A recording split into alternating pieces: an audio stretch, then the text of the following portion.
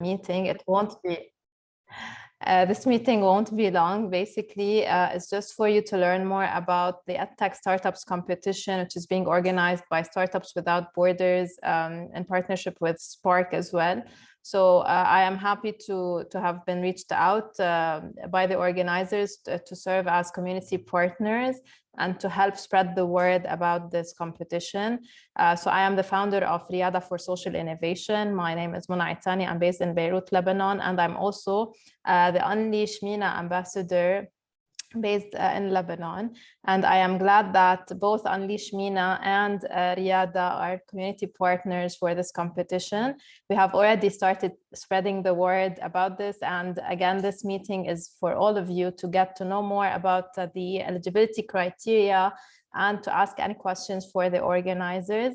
Today, we are also joined by Mr. Muhammad Abu Lanin, who is with us and who will be taking the floor later in the session to explain the terms and conditions of the competition and to also answer any questions that you have. So thank you, Muhammad, for being with us.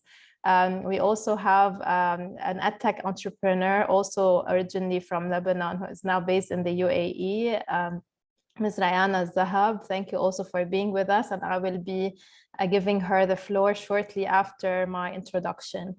So as you all know, we are in a world that is changing in a very fast pace. So thanks to COVID and to the pandemic that we currently live, the education system has been shuffled upside down in the last 2 years. And although not all of us like this, I'm sure that it has mandated important changes in our lives. And we all know that basically the schooling system and the education system has been very archaic for a very long time and has been using traditional and conventional methods which don't really fit well with the 21st century. So the whole idea is that we really want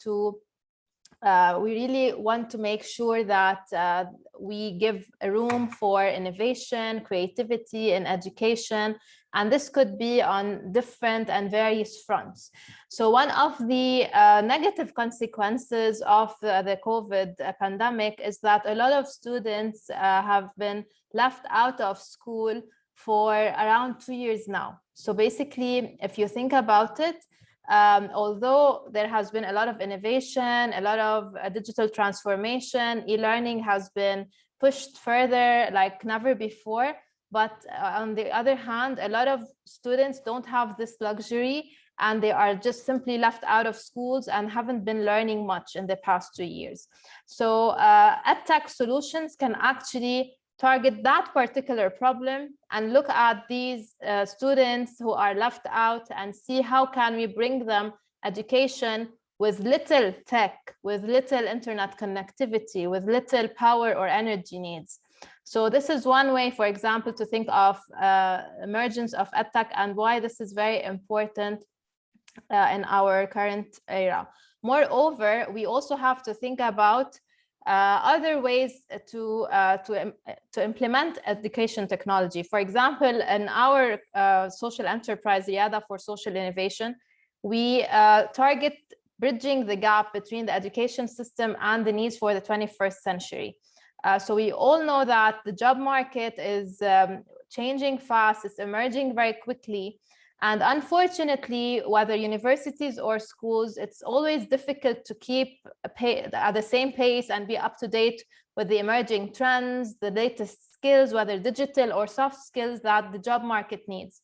So we have realized that there needs to be complementary efforts to the educational system, to schools and universities. And this is partly what Riyada for Social Innovation does through our boot camps, through our training programs. We make sure to equip our participating youth with 21st century skills so that they are job ready, they are social and responsible citizens, and they are also tech savvy and can use technology for the betterment of society in an active rather than a passive way. So this is another way to think of education technology. Of course, now we are using Zoom, which is one also tool that is being used in education technology, like virtual conferencing. How do we meet each other? how do we get things happening, how do we get to tutor some students, so online tutoring, video conferencing, online educational events, and basically any kind of activity is considered to be under the education technology. So I just wanted to start by saying that education technology nowadays and the field or the domain of EdTech is growing at a very enormous pace thanks to the COVID pandemic. So yes, it has its negative effects, but it also has its positive effects. The market size for EdTech is estimated to become $350 billion by 2025. This is based on the World Economic Forum. So only a year back, this was estimated at 200 billion, now 350 billion. So you can imagine how big this growth is and what an opportunity lies ahead of us when it comes to EdTech. So this is just some food for thought for you to see how big the opportunity is, how big the market is, how huge the needs are. Of course, when we talk about this part of the world, and the competition is targeting EdTech startups in Jordan, Iraq, Lebanon, and Turkey, we cannot but also think of displacement of refugee communities, of hosting communities. So in Lebanon, for example, where I'm coming from, like education for refugees has been a problem that a lot of different social enterprises have been trying to solve for several years now. So this is also a potential way to think of solutions. I don't want to take a lot longer by doing this introduction. I just want you to be aware about the immense opportunity ahead of you. And even if you don't have like an up-running startup in EdTech, I believe that this competition could also be a good opportunity for you in case you have a good idea on how you can serve and how can serve the world and improve EdTech in general. And of course, we're gonna learn more about this from Muhammad shortly. So now I would really like to introduce our speaker, the showcase of today's session, showcasing an emerging EdTech startup from the Middle East. So Ms. Rayan Zahab, she is also an Unleash alumni. She actually joined the very first cohort of Unleash back in Denmark, and she has been a tech entrepreneur for many years now. She started off with Bamboo Geeks when she was still in Lebanon, and I remember that we partnered together for the very first Riyada Youth Social Innovation Program, where she came and trained our youth participants on how to develop a mobile application on Android. After that, Rayan has been through a lot in her career path and journey. She moved to Dubai. She joined the top management consulting firms and really got a lot of exposure. But then she decided to leave everything again and focus on Bamboo Geeks. And this is what I love about her story. She is super passionate and super determined to make her mark and to make the world a better place, of course, in the way she thinks is appropriate. So with that, I would like to welcome you, Rayan, and if you may walk us through a bit of your story and tell us more about Bamboo Geeks and how it is considered to be an EdTech startup. Thank you, Mona. Thank you for the introduction, and thank you for telling the story and for hosting this.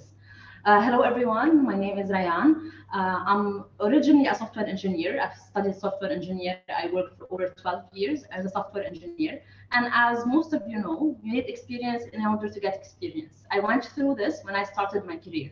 It was very difficult to start a job, to land the first job, even though I was ready to work without any salary.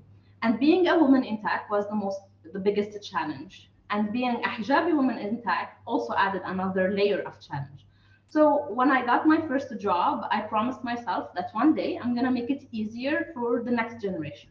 One day I'm gonna empower women, I'm gonna empower youth to start at a career in tech easier than my journey was. This is why in 2016, after almost 9 years experience as a software engineer, I decided to quit my job and start Bamboo Geeks. We started Bamboo Geeks in Lebanon. I'm particularly from Tripoli, Lebanon, from North Lebanon, and we launched the first bootcamp. So what we aim to do when we started back in 2016, we were an actual coding bootcamp that targeted people who are finishing university. So we train them on the actual technologies and methodologies that they will need in the actual market. Yes, universities are very, very important. I believe in university. I believe we need to go to university. But unfortunately, today, universities are very outdated. And they are unable to keep up with the like very, very fast changing technology. So we designed a coding bootcamp that aims to prepare students once they finish college to enter the market and be able to find the jobs. Fortunately, we were able to hire to get the jobs for 12 out of 12 of our graduate from the bootcamp.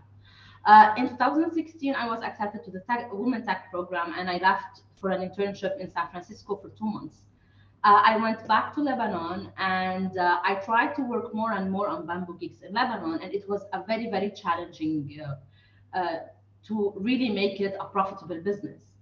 And we went through a lot of challenges, to be honest, especially for a person like me who didn't go to any of the high-name universities. So I went to Lebanese university. Therefore, I didn't have the network that usually people who go to AUB or LAU had, and which I could leverage.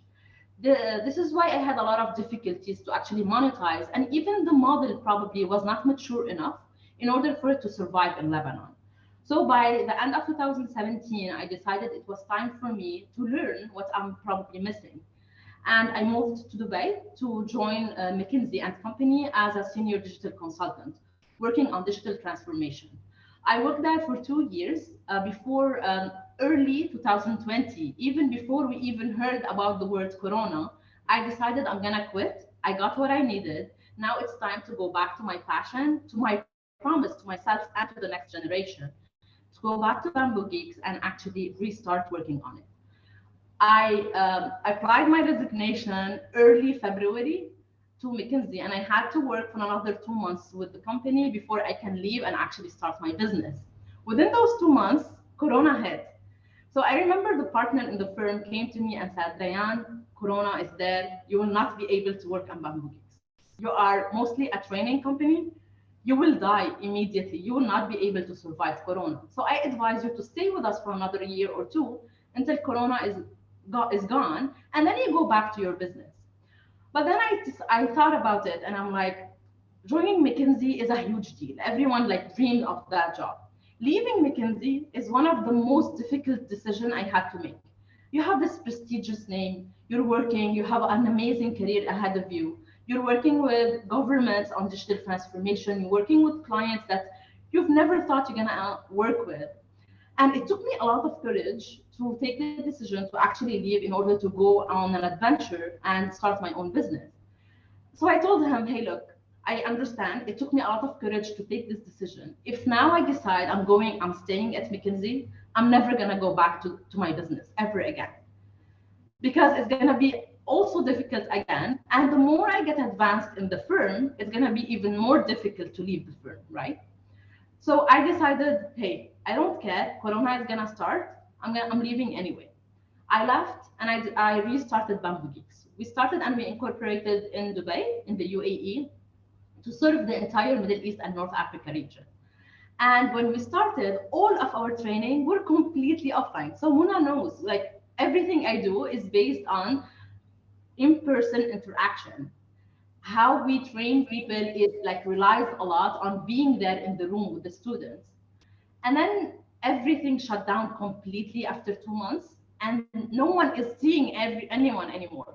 So I had to literally restructure and rewrite my entire material, my entire content. I had to find new trainers. I had to replace every single workshop I had to be completely online and to be able to make it interactive as possible. So what we did is we turned the company into a consulting and a training company that's based in Dubai. We also have a branch in Egypt now. And we decided to start with a small bootcamp called Kickstart Your Career in Tech. We were so lucky to leverage one of my network, and we became a Google partner. So now in the last year and a half, we've been training all the Google community, the developer community, either students at university or the actual Google developer groups. We were able to train over 600 students from the Google community. Also, we were able to mentor and work with over 200 startups in the region on design thinking, UX experience, agile methodologies. We also became a main partner of training in the Google for Startup Accelerator. So now we run the design lab for the Google for Startup Accelerator. We are running it through a big team. Now we have over 16 trainers on board. And we are also in talk. We also worked with a government entity, ITI in Egypt. We trained their trainers on how to do those training. We are very proud that we were able to accomplish all of that within the Corona time. And we are so happy to say, I'm so happy to say that leaving McKinsey was the best thing I've done for myself and for the people I'm teaching and for the people attending our boot camps. Looking back, I know it was an extreme difficult challenge, and people always ask me, who would leave McKinsey to start something on their own? Like, aren't you crazy? Especially during this time, you need stability within Corona times. Well, actually, it was the best thing I've done. I believe when I stopped Bamboo Geeks back in Lebanon, it literally a piece of my heart died with it, and I felt like my baby was put to sleep.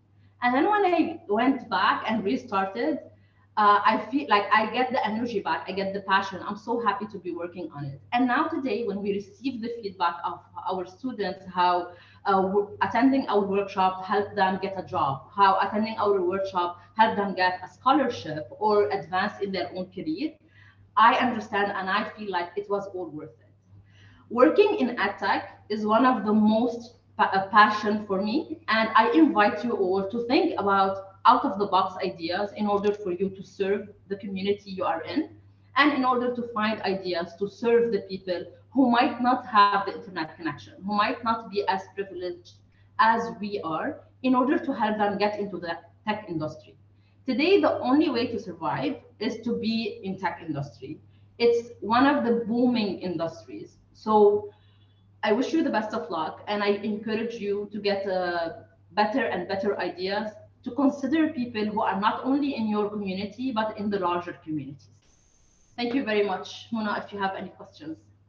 Thank you, Rayan. So I will actually ask you to stay with us. Maybe we will have some questions later on when we open the Q&A. But now I also see that Golan, also the fellow Unleash ambassador for the MENA region, she's coming from the Kurdistan region in Iraq, is here. So Golan, would you like maybe to say also a few welcoming words?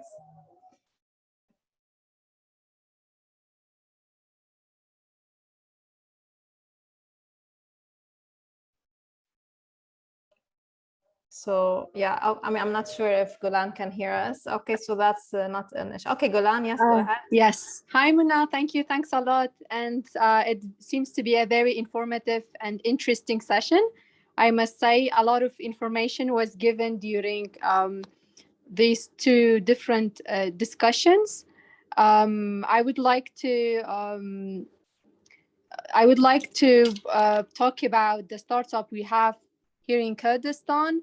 I wouldn't say we have a lot of startups, but at the same time, we have very talented people who are working in small business and also have plans to transform them to big businesses in a very near future. I think pandemic helped us to be behind our desktops and work on something that will eventually help us in the 21st century. Yeah, thank you. Thank you so much, Golan, for this. And we definitely hope to have several participants from the Iraq region and Kurdistan region to also participate in this competition. And with that, I would also now ask Mr. Muhammad Abul Anan Rabia to take the floor and tell us a little bit more about the competition in details, and then we will open the floor for Q&A. Thank you so much for this introduction and for hosting this info session today.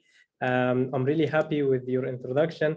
And I'm happy to listen about Rayan's startup. It's really amazing what you did, Rayan, in this hard time. And I'm happy you're franchising in different countries.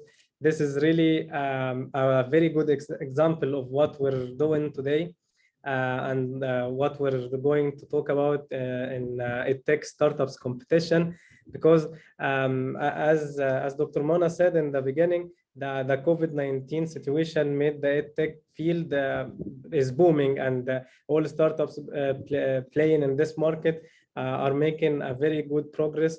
They didn't think of this progress to happen in 5 years or so. So I'd like to talk to you about the EdTech Startups Competition. This is Mohammed Abul Anin. I'm the programs manager of Startups Without Borders. This is a global platform to enable entrepreneurs with a special focus for refugee and migrant entrepreneurs. This competition is organized by Startups Without Borders from one side, and Spark from the other side. Spark is a donor organization based in Switzerland, and their mandate, their main focus is educational scholarships and entrepreneurship support for refugees. So I'd like to share with you my screen for to discuss more about this. Let me share it.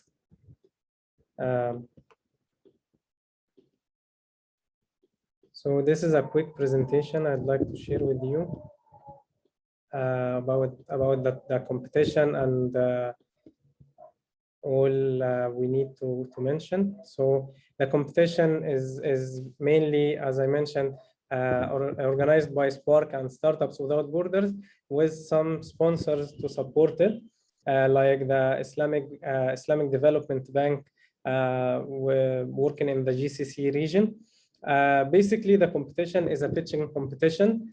So pitching is presenting your startup after you found your startup, and we will give you some mentorship sessions, so you would be ready to pitch your idea to investors and to accelerators and incubators. The competition is giving several perks to its participants. First thing is the world-class mentorship. We will be delivering mentorship to our participants. The deadline for registration is end of this month, in a couple of days. We will choose the top 50 startups eligible to join the competition, and they will be connected with 50 mentors from around the world, not only in the MENA region. So these startups will be mentored by these mentors during 3 months period. So during these 3 months, you will be having weekly mentorship sessions with your mentors. You will be receiving access to strategic partnerships. We're in conversations with Amazon Web Services, Zoho, Salesforce, Google for Startups, Microsoft for Startups. They will be offering several access to cloud services and online credits to their services. The competition is very well covered in media coverage. In terms of media exposure, you will receive very good media exposure. You will have the opportunity to pitch your idea in front of a high-class jury with members from MENA region and Europe. And at the end, the winners will receive a prize bundle or a startup bundle. This bundle will have in-kind activities or in-kind services from our partners, like the names I mentioned. We have Zoho, we have Pyramid Bets, and others. So as I mentioned, the competition is organized by Startups Without Borders. Our programs are mainly events, competitions, training programs, and summits. We have worked with different clients. We work with Salesforce, Facebook, GoDaddy, and GIZ and USAID. All our activities are focused on entrepreneurship support, innovation support, and mainly refugee support. But refugee support in entrepreneurship, not in other fields. As I mentioned, the registration deadline will be by the end of this month. After that, we will match make the top 50 startups with mentors. They will be receiving the mentorship sessions for a whole period of 3 months. By the 1st of October, we will choose the top 10 startups out of the 50 who will be granted the opportunity to pitch their ideas in the pitching competition, which will take place in as part of Ignite event. This is the annual event organized by Spark, the competition sponsor or the competition owner. This event is a very high profile event. It used to take place physically, but this year, due to COVID-19 situation, it will be online. I don't think this is a piece of bad news. However, it's very good because it will give the opportunity for better exposure to all participants because the Ignite attracts attendance from all over the world, not just in Europe. And the pitching competition will be on October 13th, where we will choose the top 4 startups who will be the winners out of the 10 startups who will join the pitching competition. Back to the eligibility criteria. So we are targeting mainly 4 countries: Iraq, Jordan, Lebanon, and Turkey. So this competition is open for all startups in these countries. Refugee, migrant, and local entrepreneurs can join as long as you are working in the EdTech field. When we say EdTech, I'd like to highlight that EdTech is a very broad field. It's a very broad scope. So you can consider tutoring, upskilling and professional development, LMS, learning management systems for training centers and schools and for universities, language learning, test preparation, K to 12 or the courses targeting the young learners.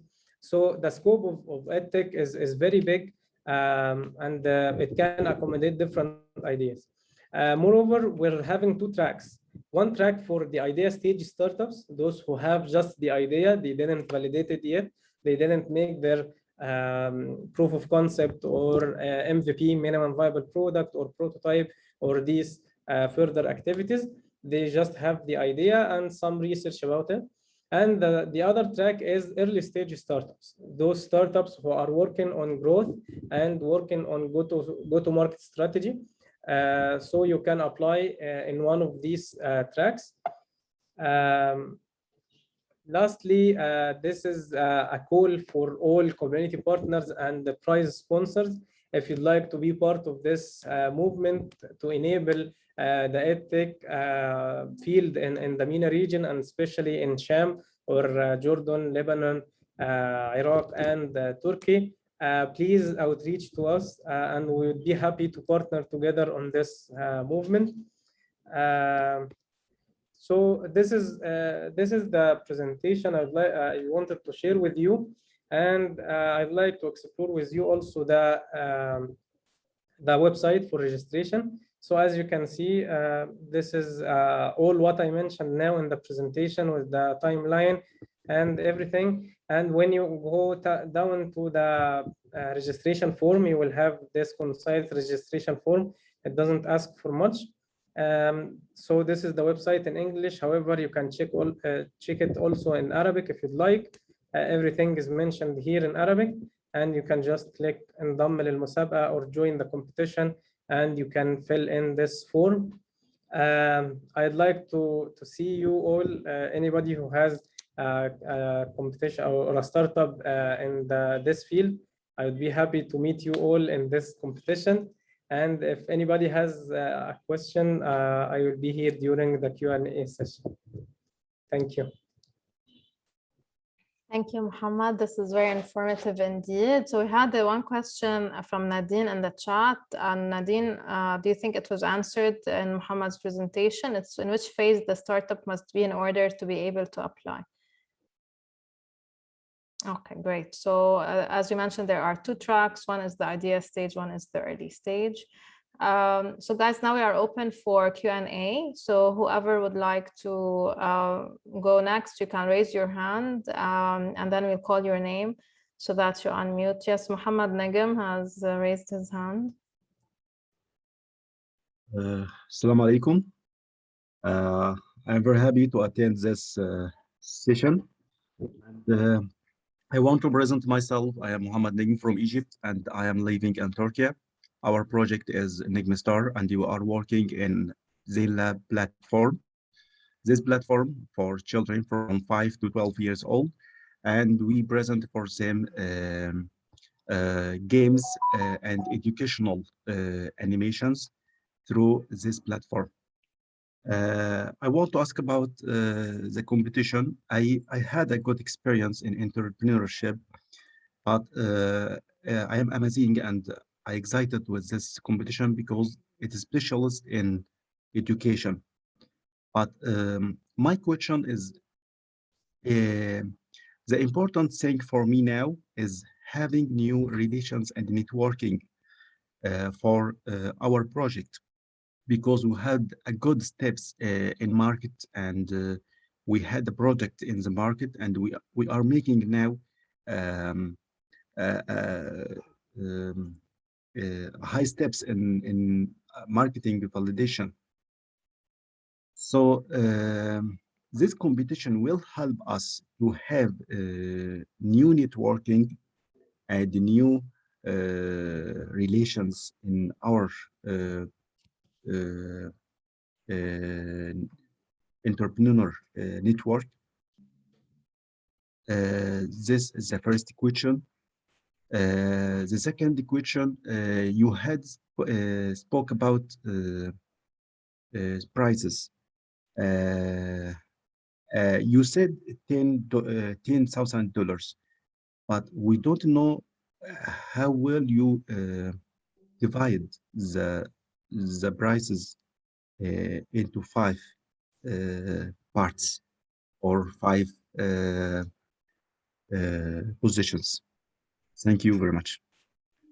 Okay, thank you, Nigm. I'm happy to see you again in Startups Without Borders activities. As usual, you're a usual participant with us, and this is what we're always seeking, to have our alumni joining us in different programs. For your questions, we have the mentors are divided in mainly 5 topics. So you can choose on which topic you'd like to be mentored. It's either business model canvas, marketing, financial planning, pitching and creating a pitch deck, and the product market fit. In your case, while you're talking about partnerships and marketing, I believe you would choose marketing or business model canvas, because the business model canvas will have parts for your value proposition, channels, key partners, and your target audience, and stuff like this. For the winners prizes, as I mentioned, it's a prize bundle by different partners. This includes, but it is not limited to, access to cloud services from AWS or similar vendors. We have Zoho as a partner. Zoho makes different modules, more than 50 modules, I believe, for recruitment, for HR, for content management, for marketing, for different things. You will have access to their modules, which is worth $1,800. And also you will be having access to consultancy companies. You can consult with them on IT or business. So the bundle will be divided into 4, not 5, because we will be having 4 winners, 2 from the idea stage and 2 from the growth stage or startup stage. So I hope I answered all your questions. I can see also Gulan is raising her hand. Yes, Gulan, go ahead. Yes. Hi. I'm from the Kurdistan region of Iraq, and we have a lot of refugees and IDP, as you know, people fled from different parts of Iraq and also Syria. And to especially my city. So I wonder if this competition is only for the refugees and IDP, or it's anyone from, for instance, people like me can also participate. Yeah, as I mentioned, it's a main scope of focus for us and Startups Without Borders, and also for Spark, to help refugee and migrants, and especially refugee and migrant entrepreneurs. However, this competition in particular is open for local entrepreneurs in the targeted countries, Iraq, Lebanon, Jordan, and Turkey. So it's not limited to refugees only. Excellent, thanks a lot. Thank you. So Hani is saying the prizes are only for winners, or for all participants, they will be able to benefit from part of the bundle that you mentioned? Yeah, all participants will receive access to mentorship sessions. These mentorship sessions will be before the competition and also after the competition. So it will start during September, and the competition will be on October 13th. However, even if you didn't join the competition or you didn't win, you will have access to the mentorship sessions for more 2 months to benefit from the mentors. So this is the main perk all participants receive. Otherwise, you have to be a winner to receive the startups bundle. Okay, great. So guys, again, if anyone has a question, you can either raise your hand or write it in the chat. Ahmad is saying, my startup is in the higher education sector. Is it included in your program? Yeah, I believe that the word higher education is very wide. It depends on what you're offering. However, as long as you are working in tutoring, educating people, offering them professional development, connecting them with the resources. As I mentioned, the EdTech field is very wide, and it includes different startups. Yeah, so Ahmed, the answer is the short answer is yes, as long as you believe you're an EdTech startup. Great. So Aya is asking, even if it's specific to the field of architecture, for example? Yeah, even if you're focused on a niche market, this is also included, and specialized startups are encouraged lately. So if you're working with people with special needs, like helping autistic children, for example, this is one of the startups we're having. If you're specialized with a certain career, this is also okay. It doesn't have to be broad to include everybody. Okay, thank you for the answer. So maybe while we wait for other questions, I have a question for Rayan. So Rayan, how do you feel like, how important is participating in like such competitions or such like acceleration programs or mentorship programs is for the path or for the growth of early stage startups or idea stage startups? So to be honest, participating in hackathons and competition is an amazing thing. It will challenge you. It will push you to work harder on your idea. Even at this stage of my company, where we are no longer a startup, we're actually a developed business, I still apply to things and I go into interviews and I go into those competitions because I want to be asked the tough questions and I want to be challenged about my model and about my business. So the first thing is you're gonna get challenged about your entire business. Second, you're gonna build a network of amazing people who probably are gonna become your business partners in the future. So the people I currently work on are people I met in communities, in hackathons, in competition previously. So even if you're not the winner, and I believe I always tell this to everyone I work with is the winner of the competition are not the people who get the most of it.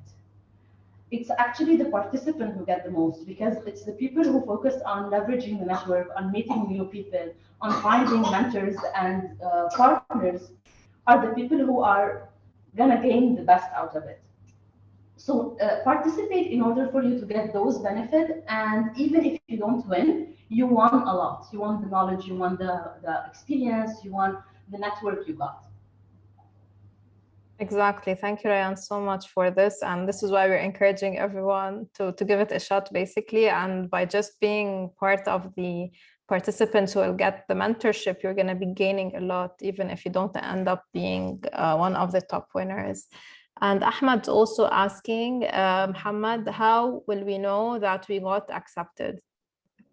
Yeah, as per the timeline, all accepted startups will receive a mail notification from our side during the first 2 weeks of September, inshallah. So you were telling me that there could be a possibility to push the deadline a bit further. So I understand today that you're not pushing it. We're still considering this because we got this request from different community partners. So we might push it for 1 week maximum. Okay, and the website lists all the deadlines. So whenever this changes, it will be updated on the website, right? Exactly. Yes. Okay, that's great. So thank you also for sharing the link on the chat. So the link for applying to the competition is in the chat. Make sure you go there, you read about it, and you start filling the form.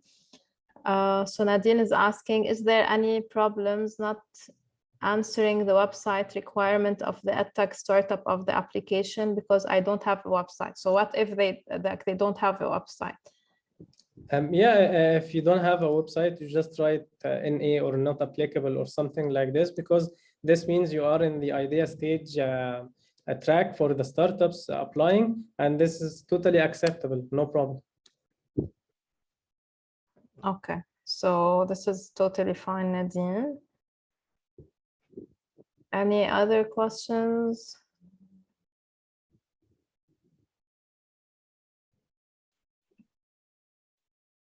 So I'm really happy that, I mean, in spite of the very short, period of communicating this, we had a good number of attendees. And now again, this will be on Facebook on our page, and it will be added on YouTube as well. So I hope more people will be able to benefit from this. Thank you so much, Rayan. Rayan is also a new mother, so thank you for being with us, and best regards and kisses to the baby. Thank you for being with us and inspiring the fellow EdTech entrepreneurs to also continue this journey. I believe we're almost at the end of the session. So guys, in case you have any more questions, please let us know now before we close the meeting. Thank you, Nadine. Thank you so much for being with us. And again, guys, all the information you need is on the website at edtech.startupswb.com/competition. Make sure you open it in your browser or save it somewhere where you don't lose it. And we will also be doing more social media posts about that to remind you to apply before the deadline. So any last questions? Thank you, Golan. Thank you. So thank you also for the Unleash community and Rayan for the Unleash alumni to be with us today. It's always great to leverage on these great networks, and similar to what Muhammad Nigam said. So basically, it is all about the network, and I'm sure you're going to have a great network by applying to this competition. Thank you, Brian, as well from YLP. I hope you will be applying to the competition. Great. So with that, Muhammad, do you have any closing words? It seems we don't have any more questions. I'd like to thank you for this info session. I'd like to thank Riyada and Unleash community, and for more programs to work on together soon, inshallah. Inshallah. It's always a pleasure, and we look forward to have a fruitful community partnership. And for anyone who has any questions, make sure you go onto the website. We shared the link on the chat, and make sure to apply before the deadline. And have a great Saturday, everyone. Thank you so much, everyone, for being with us today. Salamat. Bye-bye.